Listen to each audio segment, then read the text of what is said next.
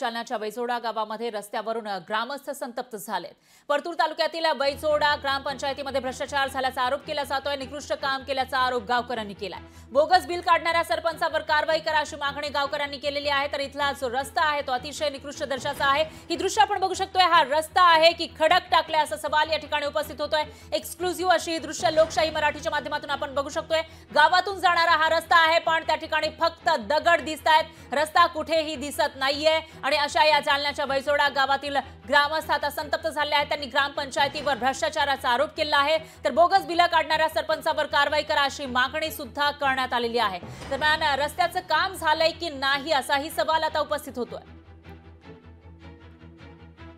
आम्हाला रस्ता नाही, आमचे लेकर चालायले तर ठेसा लागून पडायलेत। आम्हाला काय चालतं, आम्ही दिवशी पंढरपूरहून आलो होतो पायी वारी करून, तर आम्ही हे आणल्या थैल्या घेऊन आम्ही पडलो रोड मध्ये। आम्हाला रोड तयार पाहिजे, एक तर आम्हाला रस्ता करून द्या, नाही तर आमची राहण्या सोयी कुठेतरी करून द्या। हे सरपंच झालं, सरपंच कोणी गात नाही। या रस्त्याचे पैसे उचलून गेले, ते म्हणजे काय करायचं, काय पैसे उचललेत आम्ही करीत नाहीत। मग हे इतक्या जनता इतकी, त्यांनी करायचं काय नेमकं हे काहीतरी सांगा आम्हाला।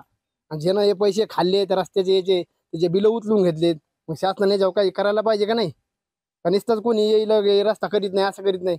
याला आम्ही निवडून दिलेलं आहे। बैजोडा गावचे पुनर्वसन होऊन 15 वर्ष झाली, अजून आमच्या धनगर समाजाला रस्ता नाही, अजून आमच्या धनगर समाजाच्या गल्लीत नाली नाही, आमच्या धनगर समाजाची पाईपलाईन खाल्ली जाते। हे असं का होतंय? शासनाने त्वरित ह्याच्यावरती कारवाई करावी।